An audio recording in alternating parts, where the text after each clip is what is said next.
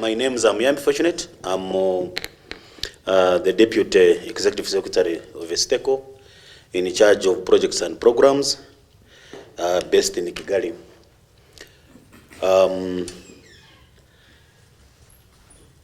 I was requested to make a presentation on sub-regional policies and strategies for science, technology, and innovation in East Africa, but more emphasis to be put on the biotechnology and biosafety overview, and also the EAC policies and strategies on science, technology, and innovation.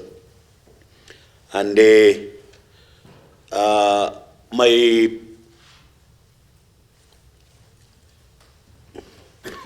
my presentation outline is going to be on 6 sections.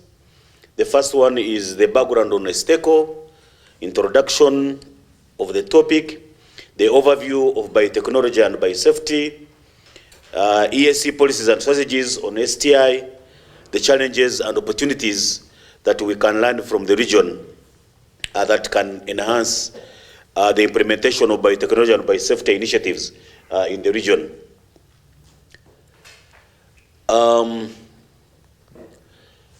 East African community is made up of now of 8 partner states, and the new baby being the Federal Republic of Somalia, and also the most recent Democratic Republic of Congo. And now we have 8 partner states that span from the Indian Ocean to Atlantic Ocean, and we shall discuss the involvement of each partner state in the biotechnology and biosafety initiatives. On Esteco, Esteco was established by the 5th Extraordinary Summit of East African Community, Heads of States, on 18th June 2007. And Esteco is mandated to promote and coordinate the development, management, and application of science, technology, and innovation to support the regional integration for socio-economic development. And our strategic plan has 5 strategic goals.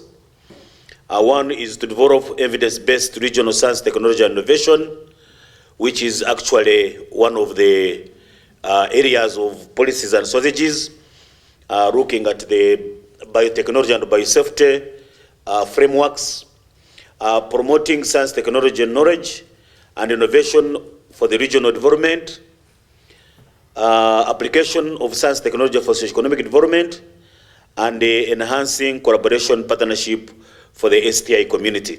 And lastly, strengthening a Esteco institutional framework for effective and efficient governance and operations. As has been elaborated on by Professor, all the ESC partner states rectified the Cartagena Protocol on biosafety, but the process of establishing the national policies, legal and institutional framework on biosafety is varied at different stages of the partner states. Some have these policies on biotechnology and biosafety, but others don't have, so they are leveraging on, they are basing on the Cartagena Protocol on biosafety and biotechnology. The partner states are committed, they have committed themselves to this protocol, specifically to take the necessary and appropriate legal and administrative, or also other measures to implement the obligations to the protocol in accordance with the Article 2 of the Cartagena Protocol and biosafety. And basically, the Article 2 says, having at the same time recognized that the modern biotechnology has a great potential for human beings, for well-being, for human well-being if developed and used with adequate safety measures for the environment and human health, as recognized in the biosafety protocol. When it comes to East Africa, the East African community also has committed itself to promoting the harmonized safety policies among its partner states through the development of the ESC biotechnology and biosafety policy guidelines, of which we are going to embark on developing the ESC regional biotechnology and biosafety policy to guide the implementation of biotechnology and biosafety in the region. The overview of the biotechnology and biosafety in the ESC. In terms of policies and frameworks, we have guidelines that have been developed but not yet approved, and they would like to take this up as a stakeholder to complete the guidelines and also the policies and strategies to facilitate the sustainable exploitation of bioresources. The success of this strategy is pegged on the regional biotechnology development policies and biosafety regulation environment that it will facilitate the development and application of modern biotechnology. There is a greater disparity in the levels of biotechnology policy and frameworks within the East African community, which is a major disincentive to investment in biotechnology enterprises in the region. And this presents a form of non-tariff barriers to interregional trade. And a review of harmonization of these policies and regulatory frameworks is of the essence if the region is to effectively participate in the global biotechnology and bioeconomy enterprises. So ESC commits itself to promoting these biotechnology and biosafety policies among the partner states, and they embark on developing the regional biotechnology and biosafety policy guidelines. If you look at our partner states so far, 40% of ESC partner states have developed and are developing the national biotechnology and biosafety policies and strategies, as it was shown specifically in the map from the previous presenter. And the biotechnology in ESC has leveraged modern scientific techniques such as genetic engineering to enhance agricultural productivity, improve health outcomes, and also address environmental challenges.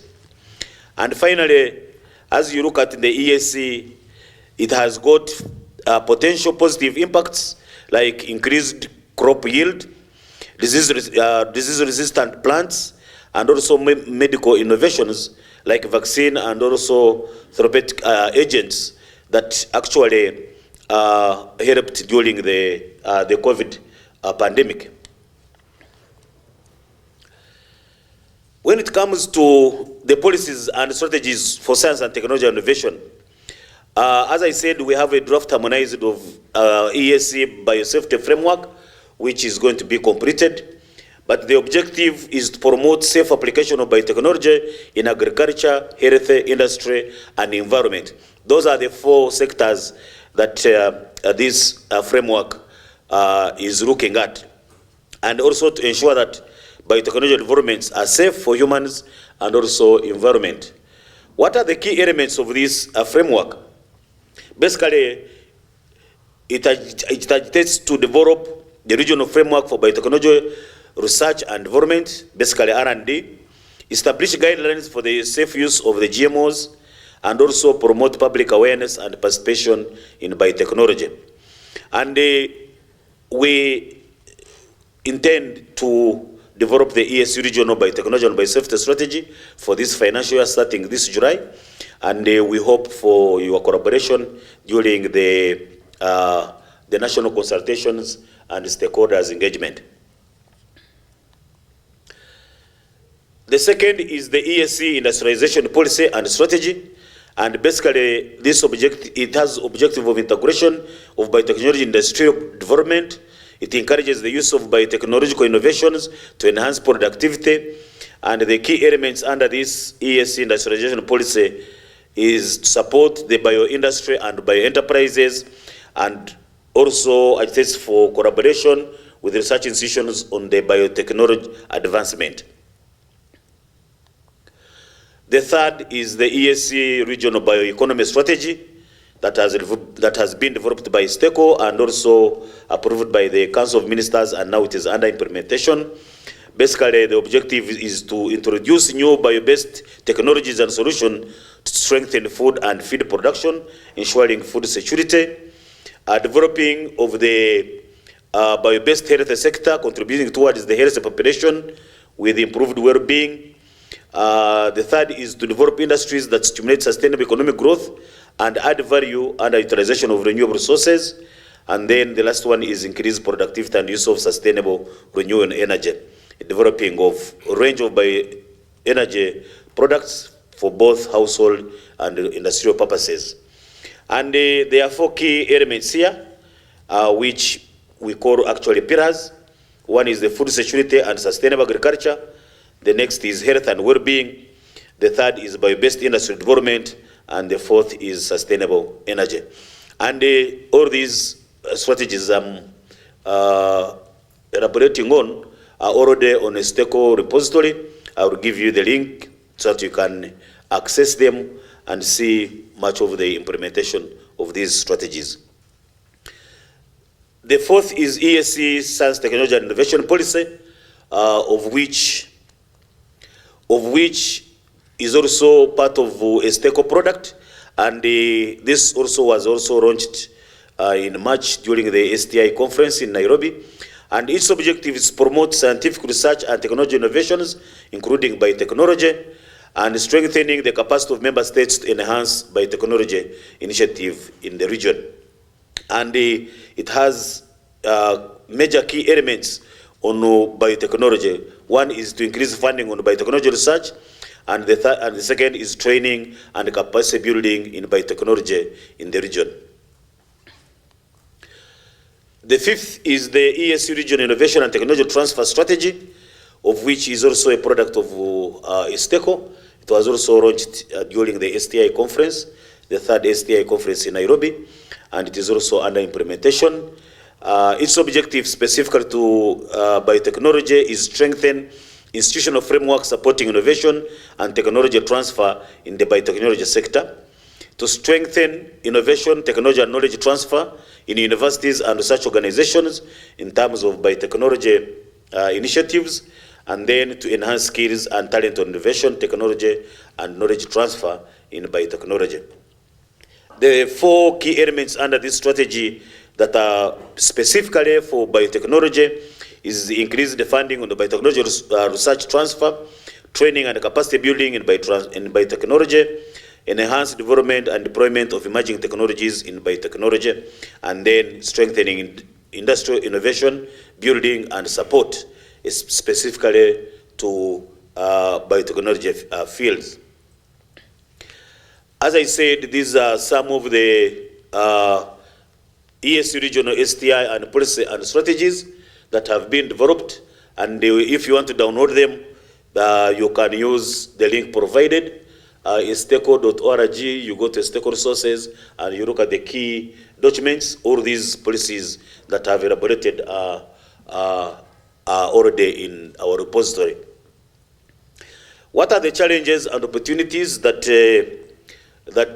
we have in the biotechnology?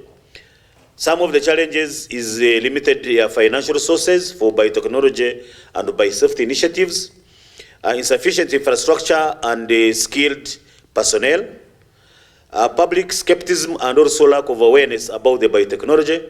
And we are glad here we have journalists who are going to give more awareness to our masses in the ESC.